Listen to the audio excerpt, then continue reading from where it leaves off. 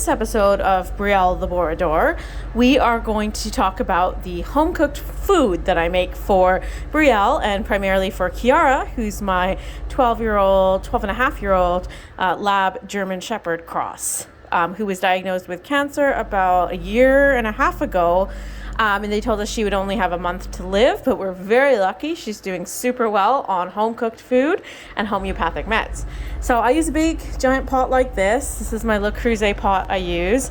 And I make the soup directly in here. So that's where we're going to do that. And I feed them kibble in the morning, normally with kefir, which is like a fermented yogurt, which is very good for them.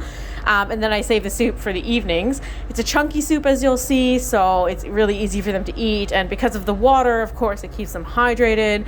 And Brielle and Kiara both really love it, so it's easy to use as a food.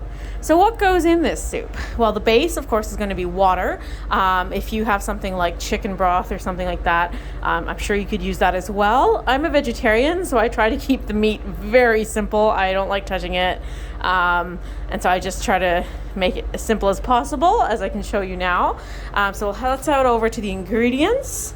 So the base of this soup is water and then turmeric powder, because that fights against infections. So organic turmeric powder, just a little bit, like a teaspoon for the whole batch. And the batch lasts 5 meals, I would say.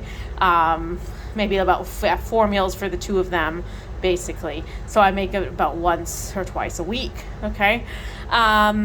And then you put in some konbu, which is Japanese seaweed. You can find it at the Asian supermarket or organic stores sometimes, or Amazon is where I bought this big giant bag of it. You don't need very much. I'll show you that in a minute. You need, just about maybe a few inches of it, and you can dry that and put it in. For the meat part, I make it really simply. I'm sure if you eat meat or fish, or you don't mind chopping it up and things like that, you can find some better way to do it. But we just use organic turkey that you can just chuck right in. And sometimes I put in these salmon. They're quite expensive, so I don't use it very often. Again, I'm sure if you got an actual fish from a market, it wouldn't be that bad. But this is easy for me as a vegetarian because I can just chuck it into the giant soup. Now, of course, we need vegetables in our soup, so I kind of mix it up. I don't make the same soup every 4 days. I make, they have it for 4 days and 4 or 5 days, and then I make a new batch, and I mix up the vegetables, which is very important, just so they have different vitamins and things like that. And I do, like I said, still use some kibble just to make sure I'm not missing out anything, because I'm not quite an expert in how to cook dog food. So here's the vegetables I'm using today. I have a zucchini. Okay, I have a turnip. Actually, I'm in Barcelona, and at the Origin organic stores, you can actually get really cheaply just a package of like a soup, like vegetables for soup, and it comes with all of this. So you just kind of take the package for about €2.50.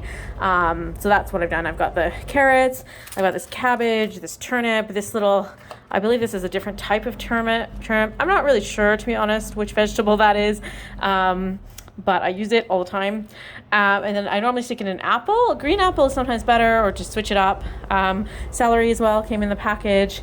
I add in some tomatoes, and I think that's, and some pumpkin. I don't have it out yet. I will add that in. So I just kind of have some cubed pumpkin, or if I don't use pumpkin, I use cubed potatoes, just so you have like a bit more of a starchy base.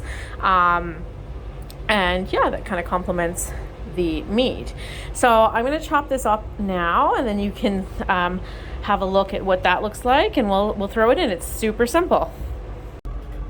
So step 1 of making this soup is to bring the water to a boil with about a teaspoon of turmeric powder. So that's what makes it orange here.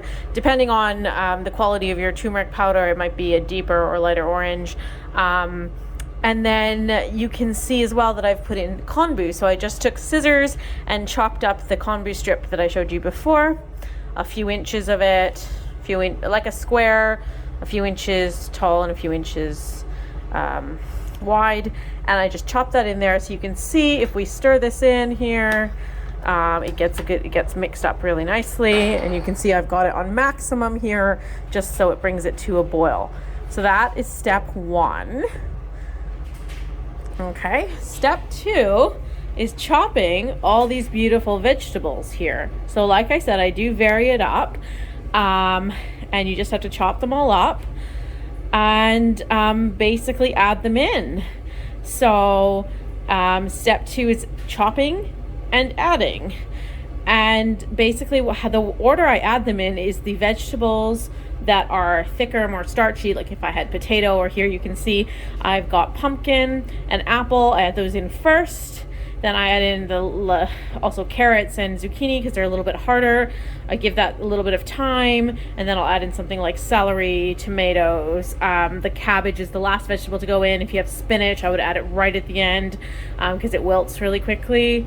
Yeah, that's step 2. Okay.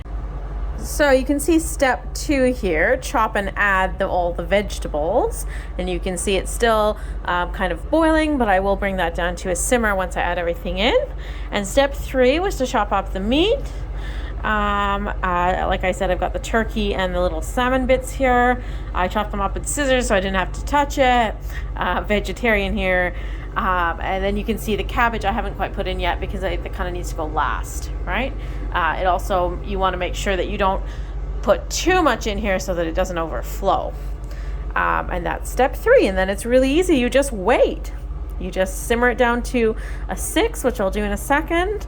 And yeah, we'll put this in. Okay, so I'm going to put this all in now. You can see it makes it really easy right there. Putting it all in. Make sure you stir it. So grab your ladle. You can see I misjudged the water a little bit, and it is overflowing a bit, so this is going to be a bit of a mess, but you can see you just carefully put it in. If you have to take some water out, you can, right? And then what we're going to do, you can see that's already mixed in there. I'll add a little bit more cabbage here. You might not have room for all the cabbage given the size of the pot here. And then what you're going to do is you're going to put the lid on. You're going to lower the heat down to 6. Let's see, I've got 6 here.